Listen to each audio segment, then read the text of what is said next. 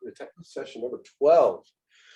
Today we're going to be talking about peripherals and connectors so that we can readily identify the types of connectors we're using, what are the benefits, with using specific types, the evolution of these connectors, and how they work into our daily life. So we're going to be talking about the role, purpose, and types of peripherals as well.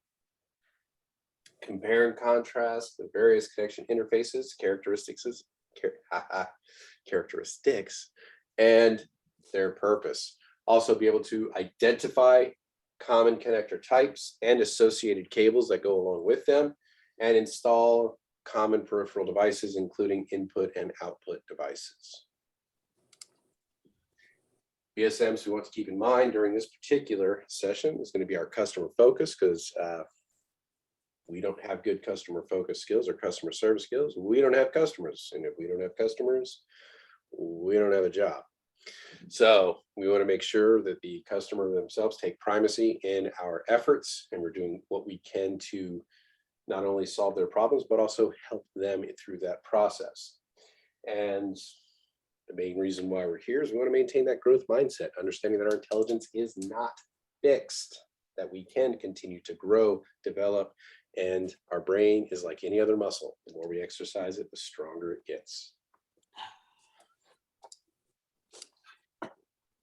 So first, what exactly qualifies as a peripheral?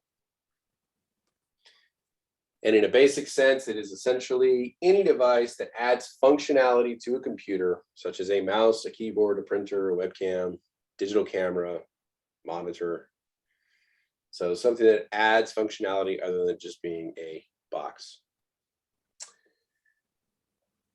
Peripheral device is almost always external, almost always, and is an add-on to the system.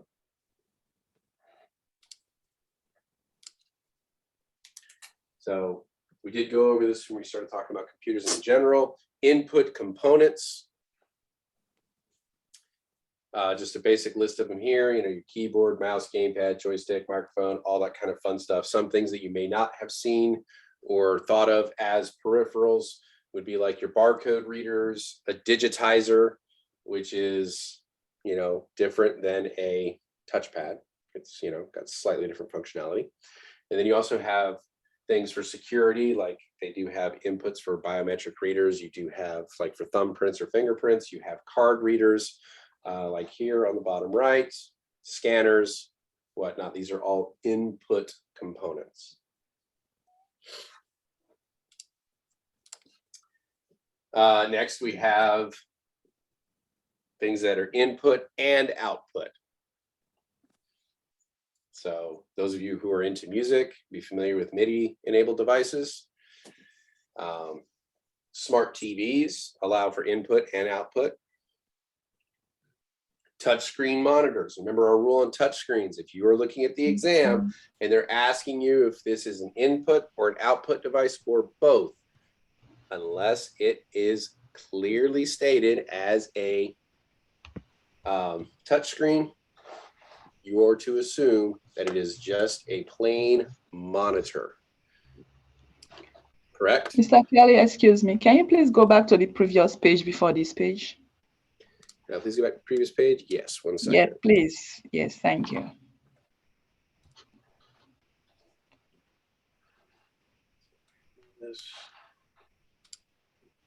Here you go. Thank you.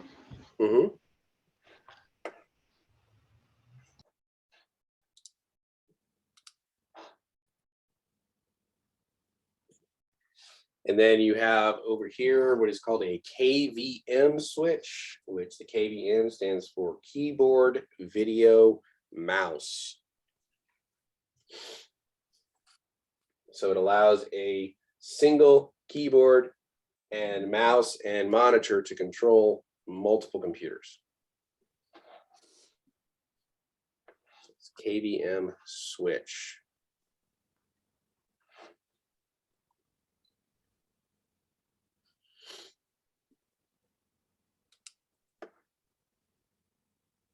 All right, we good here? Okay. So that would be both. Now, straight output components, just some basic ones here would be a monitor, a printer, and speakers. They're purely output, not input. Yeah, but doesn't that printer scan also and puts it into the computer? Like an all-in-one, it looks like. Okay, yes, if it's an all-in-one, but we're saying if it is specifically a printer, then it is output only. I had no hand in the graphics, I apologize. So, just function. yeah, but it's just the printer function itself is purely output. But yes, you are absolutely correct. An all-in-one that was like a printer, scanner, fax machine, absolutely would be an input-output device. So, and then like here, like a touch screen is input-output because we can input into the screen itself. So, but very valid point. I/O connections on the back of your computer. Granted, I know this is an older computer, but it gets the basic point across for the most part. So your input-output connections up top, you have what are called your PS2 connections. Now it would be one for your keyboard, one for your mouse. The lavender or purplish one is for your keyboard. The teal or greenish colored one is for your mouse. These typically are not seen much anymore. Almost all mice are either Bluetooth enabled or USB at this point. Which brings us to our USB connections right here, which these are USB 2.0. That is that rectangular USB with the black piece of plastic in both the connector and the port as well. Right next to that is also a very familiar one to us, which is the Ethernet or network port, which has that connector that is slightly wider than the old school phone lines.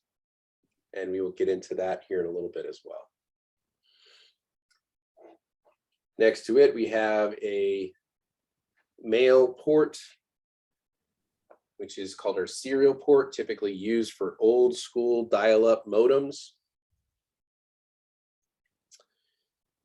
And then we would have the female port below it, which is for the what is called the VGA port, which is an old school analog monitor connection. It's also known as a DB15.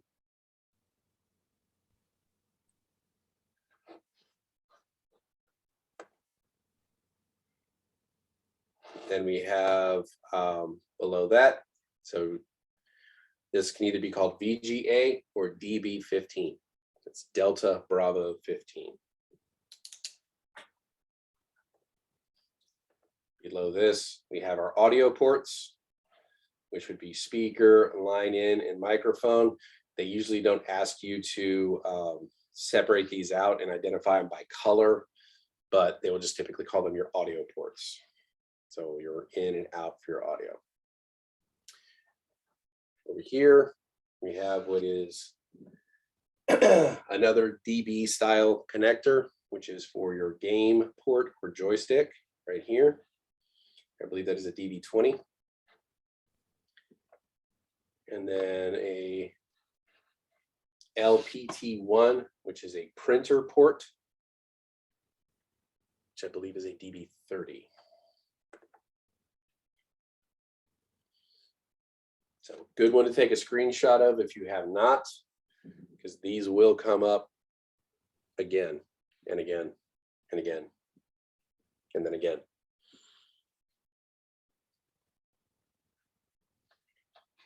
What's the count of the joystick port?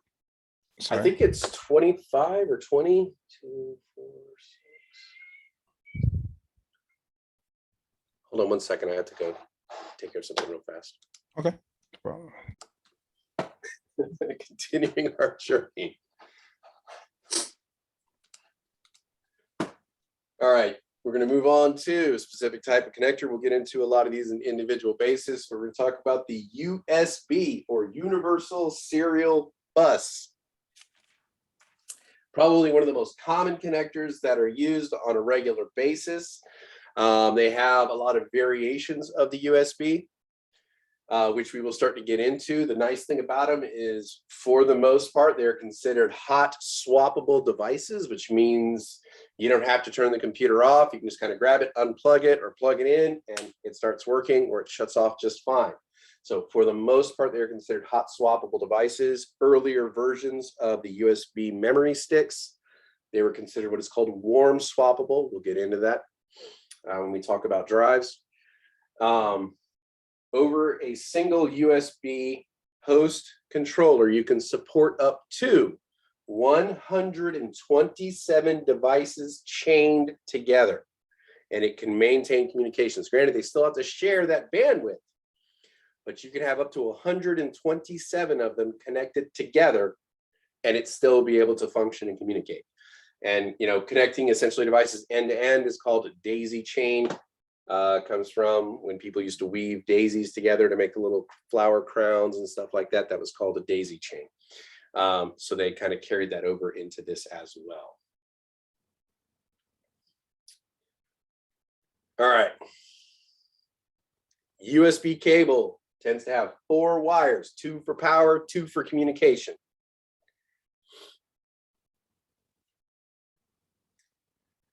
And we've gone through several revisions at this point. We have the 1.1, which you almost never see anymore, which is considered low speed or full speed. So if you see either those two terms, that is considered 1.1. Then you have 2.0, which tends to be some of the more common ones. Even today, it is still pretty common. And that would be the one with the rectangular head and has the little black piece of plastic inside of it and inside the connector. That would be a visual way to identify a USB 2.0. And that is considered a high-speed connection. And then you get into 3.0 and 3.1, which are considered super speed. And you have, if you look inside that little rectangular connector, it has a blue connector as well as a blue port. And that's considered super speed by name. And the speed you get on the 3.1 is 10 gigabits per second, which is pretty darn fast.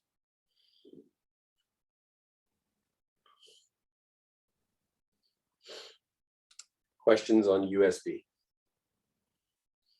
Yes, sorry, I didn't notice, is there a delineation between 1.1 and 2.0 in terms of what they look like? I didn't quite hear that.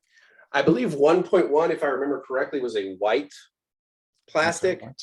Okay. And then you had 2.0, which was the black, and then you had blue for the 3.0. Okay, thank you. And If I remember correctly. I just want to make sure for everyone else to hear, it's 480 on the 2.0, right? Gigabits per second. Oh, megabits per second. There we go. Megabits per second. Yeah.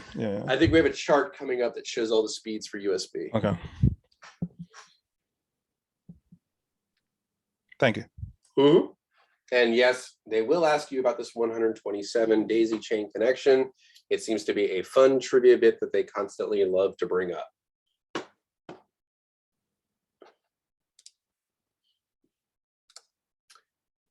And ask and you shall receive. So 1.0, you get about 12 megabits per second. That's considered full speed. 2.0, 480 megabits per second. That is high speed. 3.0 gives you up to 5 gigabits per second, and that's super speed. And as we saw, 3.1 got us up to 10 gigabits per second, which is pretty awesome. Maximum cable length, 3 meters to 5 meters. You probably at some point wonder yourself, why can't I find, a 20-foot USB cable so I can stretch it from, my TV to my speaker in the back of the room? There are reasons for this, because after a certain length, something that's called attenuation happens, where the signal itself starts to degrade or break down. So each type of cable can only travel a maximum distance before something else needs to happen. You need to have a repeater or something else. So maximum cable lengths are actually something you need to be aware of. So for USB 1.0 and 3.0, 3 meters or 9 feet. That was your maximum length you could have on a cable. 2.0 luckily could get up to 15 feet. So cable lengths, because after that signal degrades and you need something to re-up that signal, otherwise it won't work. All right, other types of USB cables and connectors that we need to be aware of. So, where's my pen here? Hey, Kelly, Yes. before you get into the different type of connectors, I just wanted to remind them of if you have a 3.1 or a 3.0 connection on your laptop, or you use a 2.0 cable, and what happens with those kind of situations. Yeah, go for it. Oh, you want? Okay, sure. So again, this goes back to kind of what we talked about earlier with RAMs and processors, where you want things to line up. So let's say your laptop supports 3.0, but you're using a 2.0 cable. At what speed do you think the connection is going to be going through? 2.0, slowest, goes to the slowest Right. device. And it's vice versa too. You could have a 2.0 cable, I mean a 3.0 cable, but your PC only supports 2.0. So it'll only be traveling at the slowest rate. So I just wanted you guys to have that in mind as well. Excellent. Thank you. So we got to start getting into different shapes and sizes of our connectors. Some of these may be hard because of the angles at which they're putting them. But we do have a more head-on view on some of these, and it makes it a little easier to see. So right here, this one, the rectangular one, is probably the one you're most familiar with.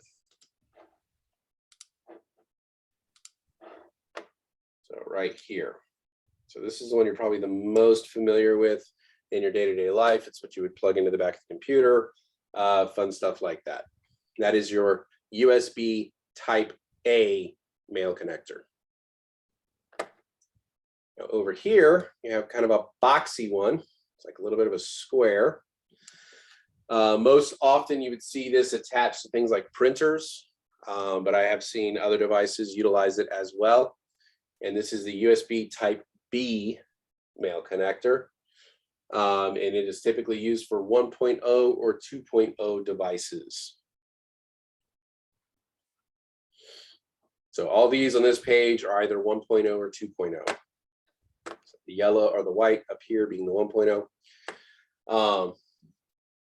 For those who have been using cell phones for a while, this one is probably pretty familiar to you, the Mini B, which seems to be kind of flat, comes up, and then it has like this little hat and then comes down.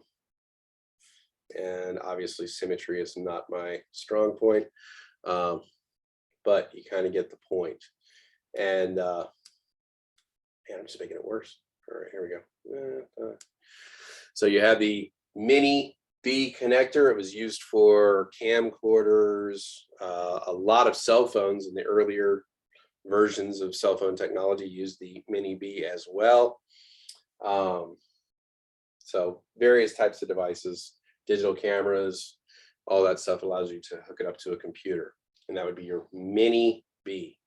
And this is kind of weird, you know, just remember that one. And now, more modern cell phones up until very recently, if you had Android, you're familiar with the Micro B, which has more of a gentle slope like this. And then hovering to the pins. Trust me, the artwork just gets worse from here. So we have the Micro B, the Mini B. Then we have the standard B, which is the square box shaped one right here. Any questions so far with these?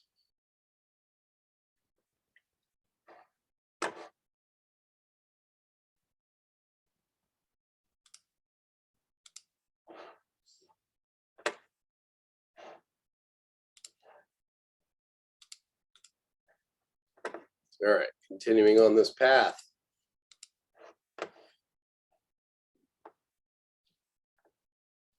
So we have the micro A, which is like the micro B, but it is slightly smaller. And again, this was used on cell phones, things like that, small electronic devices. If you had some of the, see if I have one here. A little portable battery.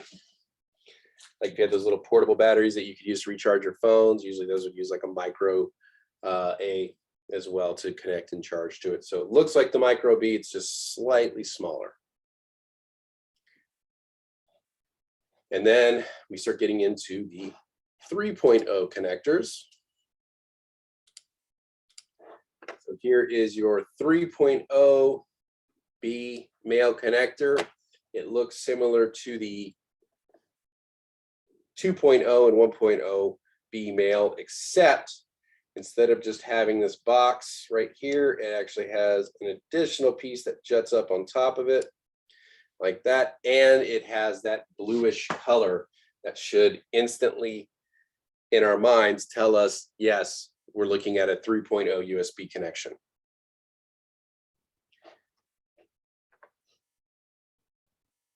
So yes, Danielle.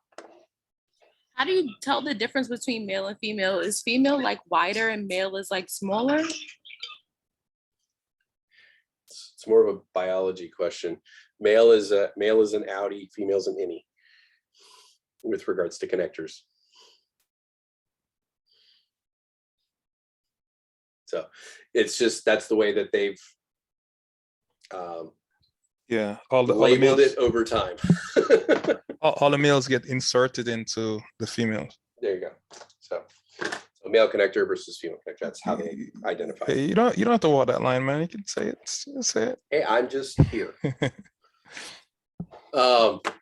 There we go. All right. So now finally on the bottom, we have what is the USB 3.0 micro B. This one is kind of a funny looking connector. It's used a lot. Most frequently I've seen it is with hard drives, external hard drives. And it looks like two connectors that have kind of just been stuck together. So it looks like you had the micro A and the micro B put together. So you have a long flat line down here, and then it kind of comes up like this, and then it drops to nothing, and then has another one come up like this. So it has two little bumps. So it looks like two connectors that have been connected together. That is where the 3.0 micro B comes in.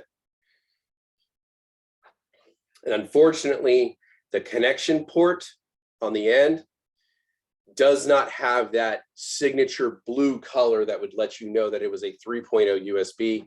The A connector on the other side of that cable will have it, but the actual micro B itself does not. So you'll just have to remember it by its shape, or it looks like two connectors put together makes the micro B.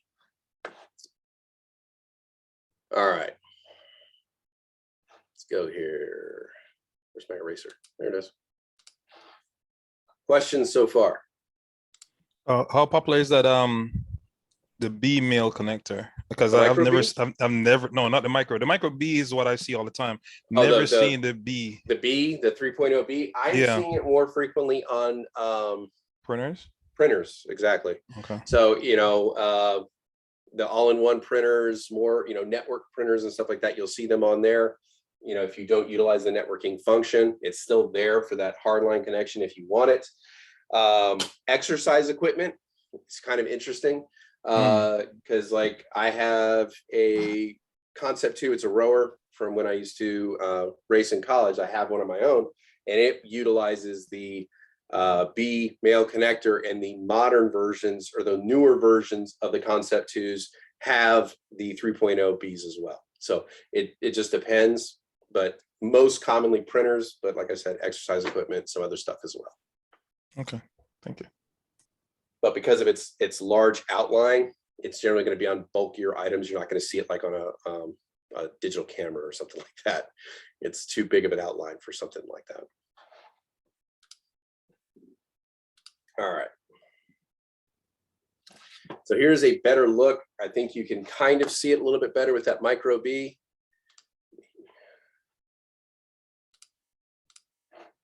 So right here, you can see how it kind of comes down.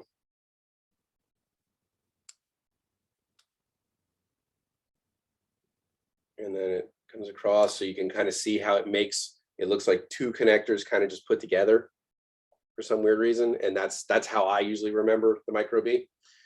Here's a front on of an A. Here you can see the square shape of the B, the micro, which has that smoother shape, and you have the mini, which looks kind of like a top hat, but this one's upside down. For those of you who have Apple, you're familiar with this one. This is your lightning cable. And then the USB-C, which is kind of like the new kid on the block. Got some pretty awesome technology incorporated in it. And its claim to fame, especially within the A+, it is a reversible plug. They seem to ignore that you can do that with the Lightning, but for some reason, they always ask with a Type-C connector, it's fully reversible. So like with the old USB Type A's, you see you have that like piece of plastic here, so the USB can only go in one direction. It's what's called being keyed for a specific direction, like a house key can only go in one way. Same thing for many of your USB connectors. They can only go in one direction, but the USB Type-C is keyed so that it is reversible. So yes, that question will come up. So if you ever hear about a reversible connector, it's Type-C.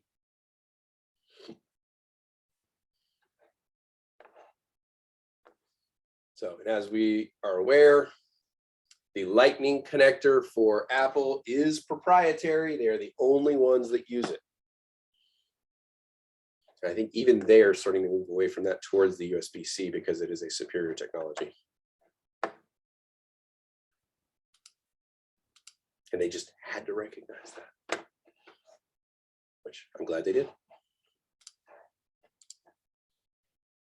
Okay, so moving in or on just a little bit forward into Firewire. I personally was a big fan of Firewire. I have several Firewire external hard drives. They always worked really wonderfully for me. So you have Firewire. It has a government name, which is the IEEE 1394.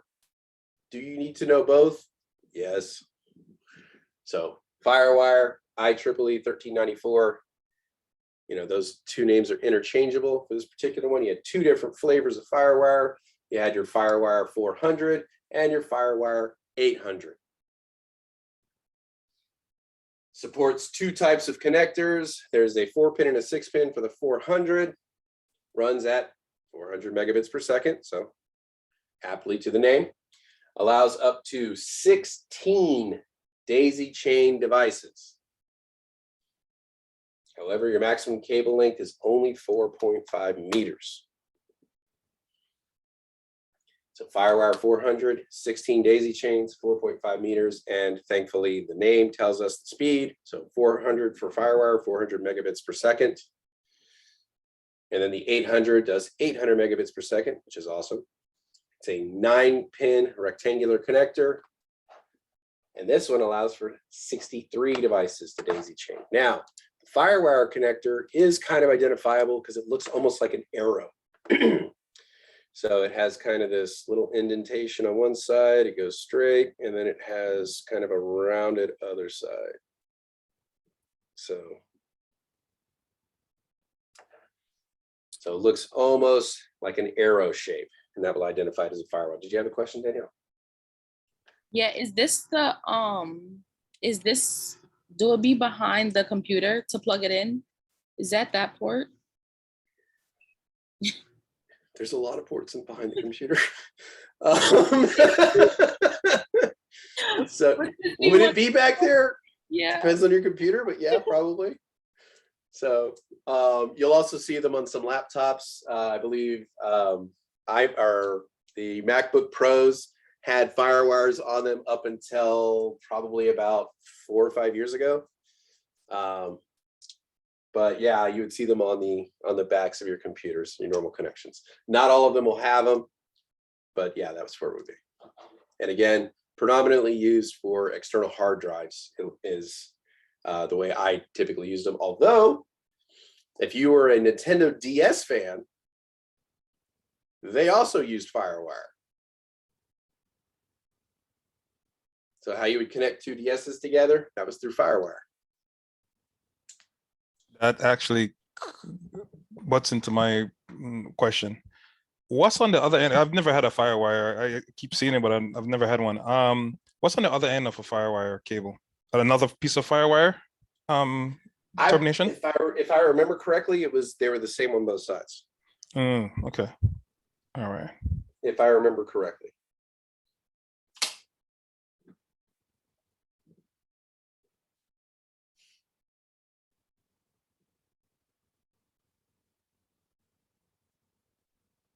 All right.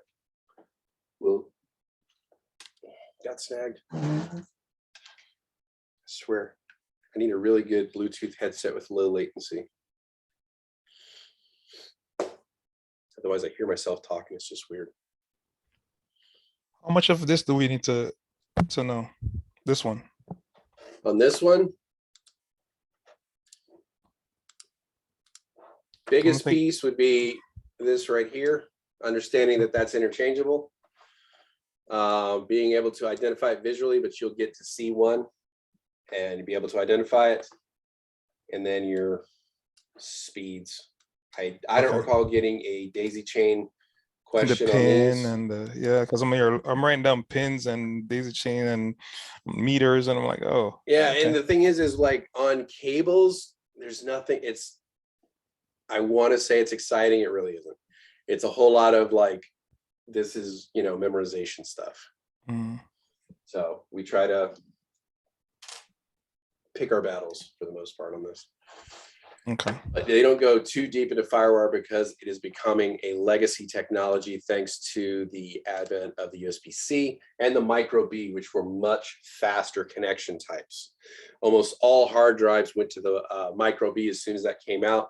It was a much more efficient bus, and it was already in that USB family. So the other end of it was a USB 3.0 connection, so it was much easier to manage.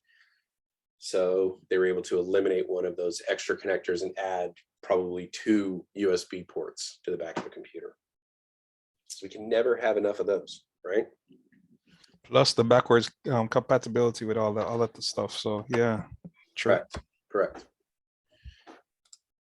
Ooh, I did not mean to do that. Hit the wrong button. Apologies.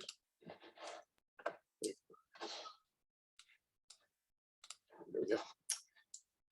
All right. So here is a look at the Firewire. Oh, here we go. Answer our question. So the arrow on one side, if you see, Greg, and then this is the connection on the other, which is kind of a box with an indentation on the bottom of it. So, I see. Okay. So it's kind of got this, little boxy feel, and then it curves up, almost like the blocks my kid uses to build, bridges and stuff. So yeah, so like a little more of a box versus the arrow appearance of the other side. So I stand corrected.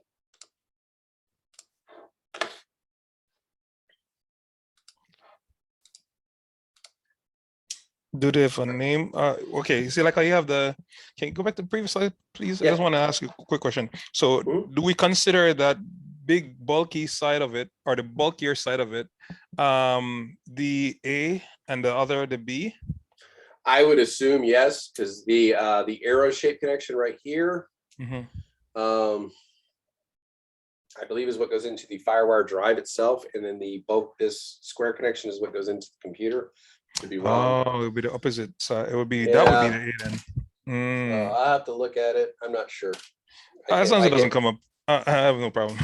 Yeah, I mean, they're not going to ask you if it's Firewire A or B.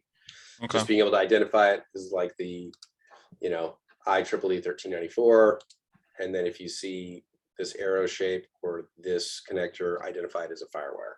Okay, and there is no difference between the A or B in terms of the 1390. Yeah, the data like 400 versus 800. Is there a way to tell? I believe it's the number of pins, but I think the shape of the connector is the same. Okay, all right, thank you. So I believe the internal number of pins changes, but the shape of it, because it's still backwards compatible, I believe. All right, sorry to ask so much questions about it, but No, I just never- appreciated it. never It's used it. testing me. It's testing me. So I got to Okay. keep remembering this stuff. All right, infrared. This is another legacy technology. Hint on the screen. Where do we normally see infrared? Audio device. Big hint on the screen. Oh, a remote. Remote. Ah. Thank you, Vaughn. I think Remote. fiber optics. Yeah. So remote controls, so it is absolutely an outdated technology. Most remote controls nowadays are switching to what? Bluetooth. Oof. Bluetooth. Because we have, yeah, so they're switching over to Bluetooth. So we actually have to pair them with our devices now, right? And it doesn't have to necessarily have line of sight like you do with the infrared. Infrared, you had to be direct line of sight. Even if you had like the glass on your entertainment center, sometimes, that would interfere with your signal. And it had a short range, 5 meters, it was 15 feet. So you weren't able to do much other, if you got much beyond that, you had to do an infrared repeater so that it would repeat that signal for you. And then even worse, it was slow. It only allowed 4 megabits per second. And that was fast speed infrared. Average was 1.5 megabits per second. So for medium transfer. So remote controls worked fine because it was very short bursts of information, not a lot of data, but it allowed you to control your TV. For data transfers from computer to computer, this is excruciating. It is so slow. And you need to have line of sight. So it has a very narrow beam, line of sight. And one of the biggest problems is it can be interfered with by sunlight. So if it's a bright day outside and you're at a coffee shop or whatever, and you're trying to transfer a file to a coworker and it's real bright out there, the infrared may not pick up because of the UV light coming from the sun. So extremely slow. Legacy technology really is phasing out, but we do need to be aware of it because it has, again, line of sight, narrow beam, short transmission distance, and slow speed. Yeah, phones back in the day. Ella, good point. I forgot about that. Yeah, because you could transfer pictures and contact information infrared on your phones. And control TVs at airports. Yeah, you could control TVs in airports. That was fun. Yeah. When I taught my stepfather that, he thought it was the coolest thing. That he could turn the channel of TVs or whatever with just his phone when he went to like the sports bar or something like that. So infrared.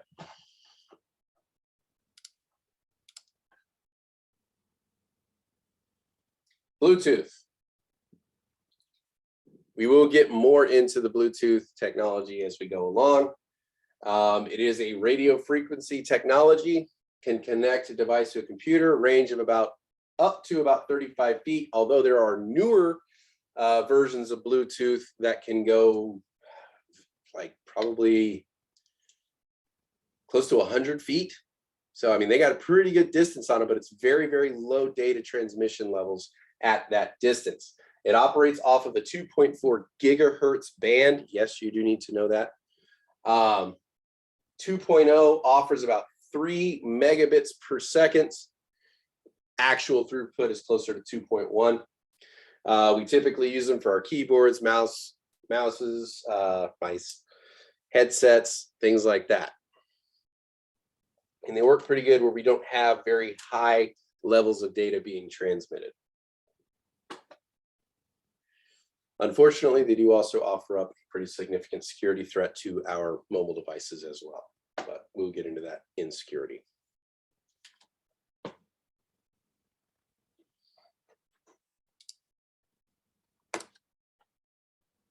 All right, PS2, here is a much clearer picture of what those look like for your older legacy keyboard and mouse connections, things like that. I had a mouse that I got when my freshman year in college. and it was a trackball, and that thing was just awesome. I love that thing, and I carried that thing with me forever. It was my work mouse for years. I ended up having to buy an adapter for that thing so that it could actually plug into a USB because computers no longer had the PS2 connectors. I mean, it was just really durable, worked a long time. So there are times you will come across some of this legacy technology if people, you know, like to hold on to things if they work for them really well, stuff like that. But again, the lavender or purplish is for your keyboard, and it has the fun little keyboard icon above it.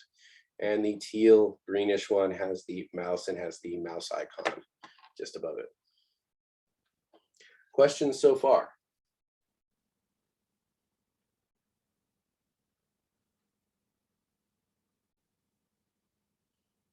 All right.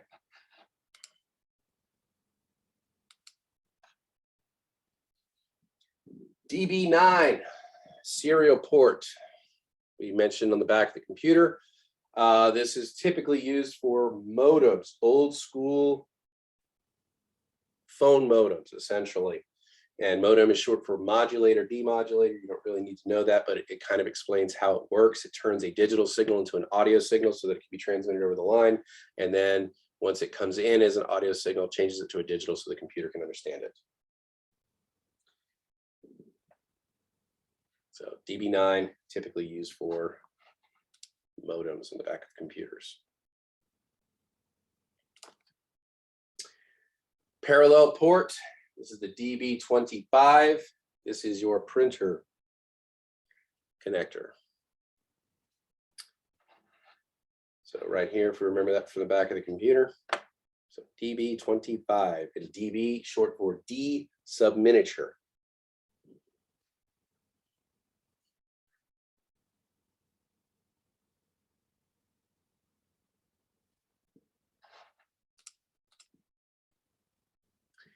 On to network cables. So your network slash Ethernet cable comes in. We will talk about the cable themselves later. Right now, we're just talking about the connector, which is this front plastic piece on the very end. And that is called an RJ45. And that is an 8-pin connector. Has more of a rectangular shape. And this would be your Ethernet or network connection. And a little bit later, we're going to kind of, later in the course, we're going to be describing how to make the cables for this. In my course, we actually sat down and did a whole workshop just on making cables. So you have to learn the order in which the wires go in, why. And don't worry, we have fun little mnemonics to help you remember. And they do like to ask about it on the test. How many pins you said it had? 8 pins.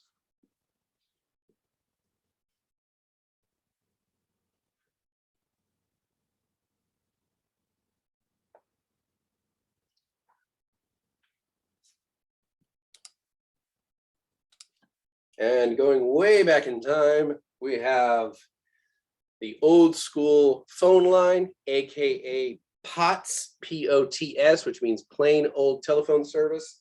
Yes, that is the term. So POTS connector. It is a 4-pin connection. And it is also called an RJ11. It is more square in shape than its RJ45 counterpart right here, and has half the pins. And this was the old school standard phone line and early internet cables. What was that, Vaughn? What does POT stand for again? Plain old telephone service. So POTS.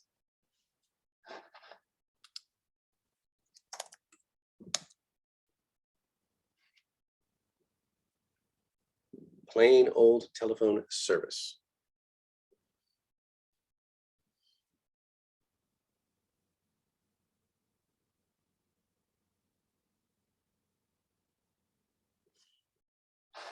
All right.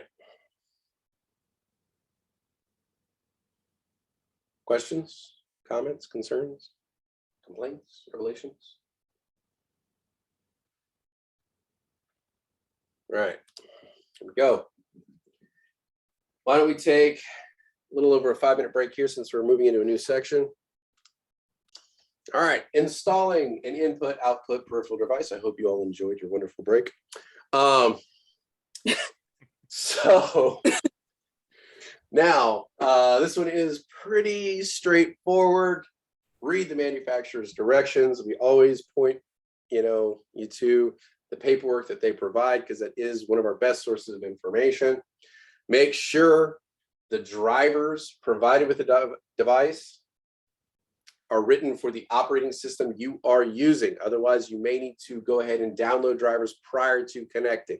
Sometimes the devices we get will come with a little CD or something like that to allow us to upload it. Not, typically don't get CDs much anymore, but usually that's how they would do it. They'd give you a CD that had the basic drivers on there, and then you would go online, upload, and then upload the most recent drivers for that device.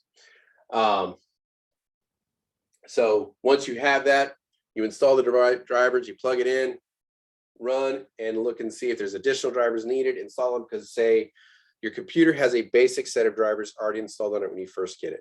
Now say I have a HP 5430 printer and I plug it in. Well, it doesn't have a driver for an HP 5430 printer, but it does have a driver for an HP 5000, which is the same series. So once I make that connection, it sits there and goes, okay, I kind of know what this is, so I can have basic communication with it and I can do basic things with it. And after that, then you can go out onto the internet, go to the manufacturer's website, download the additional drivers, and then you would have full functionality and full use of the device. So it would know all the little aspects of it rather than just the basic communication methods of that series of printers. So that's kind of how it works. Once you're done with that, you would install the application software if there is any additional needed, and you are pretty much good to go at that point. Although most devices are kind of plug and play, we call it plug and pray, because you plug it in hoping that it at least has the basic communication level with it so that it can talk. Although if your computer is on the older side, that may not be the case. All right. Fun time. All right, who's got the camera off? Let's see.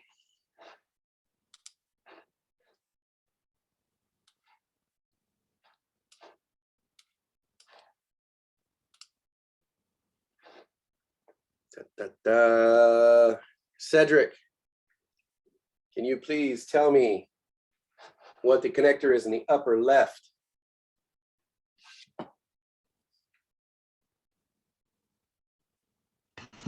If I'm right, the connector on the left is the RJ45 for internet cable. RJ45. Yes, you are absolutely correct. Thank you, sir. Good. All right, Emily, can you please tell us what the upper middle connector is?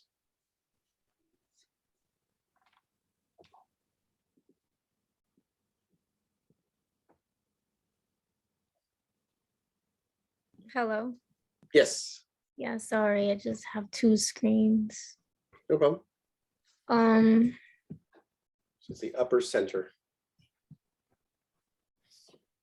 USB. USB. Can you give me a type and a generation? 2.0.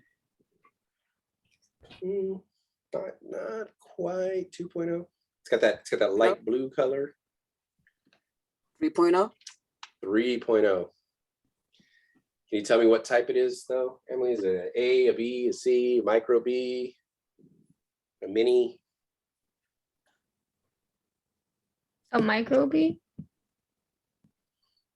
Not quite. This is a Email. USB type A. It has that rectangular shape, which is the most common. Good try. And then the generation, 1.0 is white, 2.0 is black, 3.0 is blue. This one is blue, so that would give us our 3.0. But good try, Emily. Good try. Vaughn, I'm gonna test you. What's the upper right? Oh, damn. That one. Shit, what is that one? You look close, there's a hint. Oh, Firewire. All right, what's the government name for it? It's the IEEE 1394. Perfect, thank you. Has that nice arrow shape as we were looking at before. Kelly, real quick, can you give me like the colors of what you said? Like the USB 1 is white, you said? Absolutely. Generation 1 on USB ports is white. Okay. So that little piece of plastic inside the rectangular connector, Mm-hmm. or inside, the other shapes like the B or what have you, would be white. You said 2.0 is black. And then 3.0 has this light blue. Gotcha. Thank you. No problem. Let's see here. Osa, can you please tell me, bottom left, what are we looking at here? The bottom left is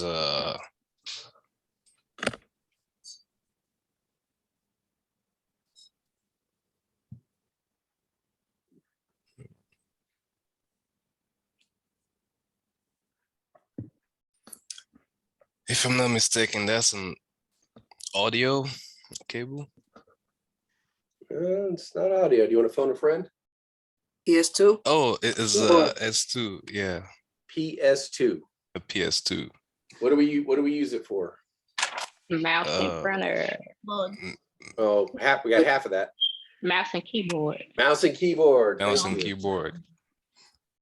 Mouse and keyboard. Excellent. Thanks, y'all. Nice work. Thank you, Osa, as well.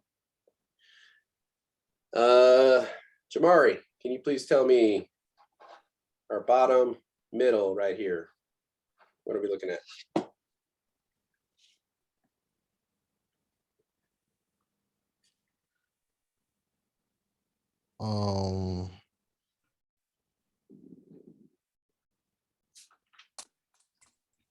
Think old. I forgot what was it called.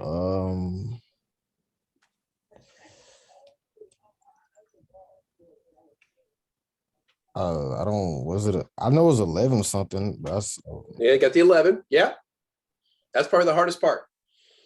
You have some friends helping you in chat too, by the way. Check the chat. RJ11. RJ11. Excellent. Thank you, Jamari. And where would we typically see this? What was it used for? Telephone lines. Telephone. Telephone. Old school telephone, right? What do we call that? Pots. POTS. Pot. Plain old telephone service. Thank you. Good job, Jamari. All right. Modena, can you please tell me bottom right?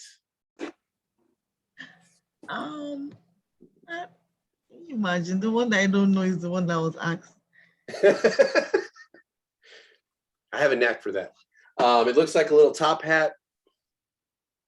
I know I used to have it, but You want to phone a friend? USB. Well, it is a USB.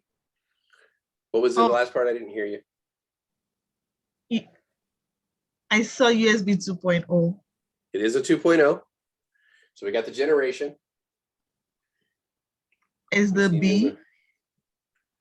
The B? It's not a B. Type B? But it's yeah. Hey, look at check your chat. I think D's got you. Mini B. Mini B. Perfect. So it's the USB Mini B. Looks like a little top hat. Thank you, everyone. Good work, everyone. I like this. Also like working as a team. Okay. We thought the quizzes were over, but no, it keeps on going. Metchit, can you please tell me, what are these top two right here? Oh, shit.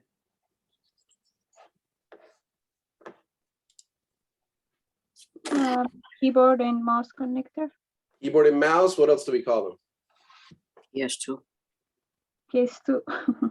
PS2. Very good. Very good.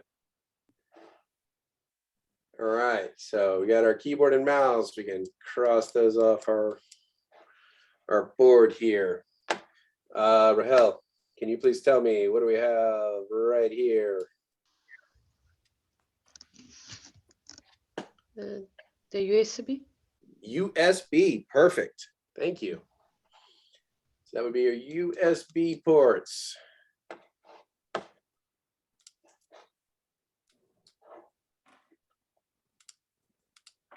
Let's see here. Yuki, please tell me what do we have down here?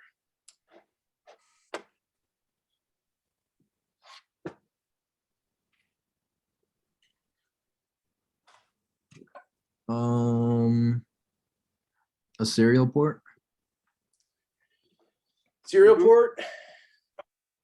Okay. What is it typically used for? Modem. Modem. Perfect. Nice job. All right. Stephanie, can you please give me the next one down here, this little blue?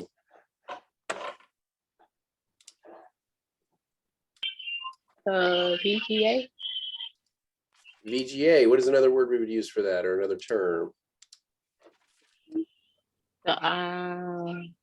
DB15. You are absolutely correct. Awesome. So that would be our, where'd it go? Oh, it's not even up there. I was looking for it too. I was like, I don't think that's on there. I'm lost. So man, she didn't even have a hint. Nice work, Stephanie. Good job. Thank you. All right, so up next, JR, can you please tell me, what are we looking at down here?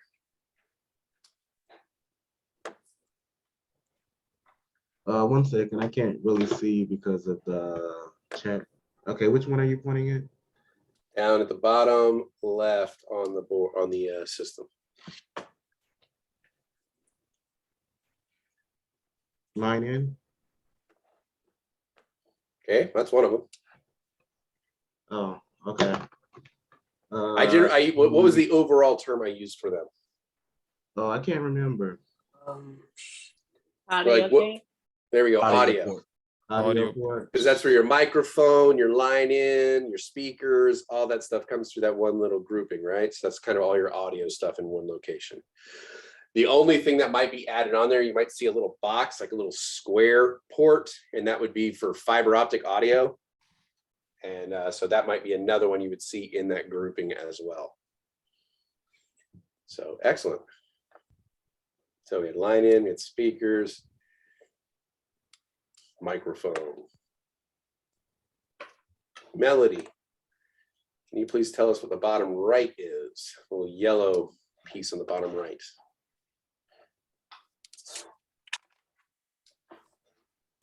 Like the DB20. DB20, what do we typically use it for? For like your gaming ports. You are absolutely correct. Thank you very much. Just one edit to that. I did Google it before. It is actually still 15. They just don't call it, they just don't call it 15. So it's not a DB20. Called a game port. It's just a game port, yeah. Yeah. Okay, so it's still 15. Yeah. Thank you for that correction. I will admonish myself for that and add it to my memory bank. No, I actually do appreciate it. If I misspeak on something, I'd rather get corrected. No, you weren't wrong. You said you didn't know. I just Googled it just to make sure. Yeah. I got you. All right, thanks. No worries. All right, we got two left. Joyce, the connection in pink, what is that? That is a LPT printer port. LPT1 printer port. What else might we call it? Printer port, yes. Yeah, LPT1 printer port, you are correct, but what else might we call it for bonus points? What's one I call it? I need help with that one. Okay. Anybody want to chime in? RJ45. No, not an RJ45. It still has that same shape as like the VGA, the game port. So it starts off with the same acronym, right? DB25. DB25. Yeah. Nice. Excellent, Joyce and Melody. And finally, our last connector. Kogali, can you please tell us what our last connector is? Let me get up here so I can circle it right here. What is this?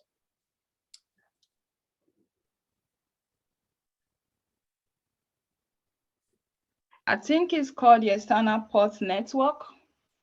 That is your Ethernet port or network port. What type of Is it- connector would we use there? RJ45. RJ45, our Ethernet or network cable. Okay. Ethernet port. Very good. Very good.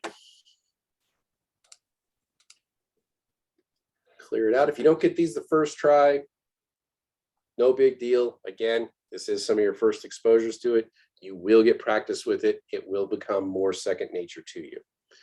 So we will get time over the next few months to become more familiar with this stuff. This is still our first exposure to a lot of it. All right. With that, you're kind of wrapping it up.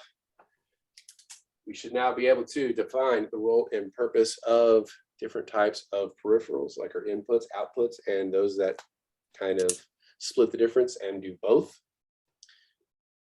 Compare and contrast various connection interfaces and their characteristics and purpose, like the USB family, the lightning cable. We have the USB-C, which is reversible, our Firewires, all that fun stuff, our different network connectors. We will be seeing them again, but this is just kind of your first introduction to them.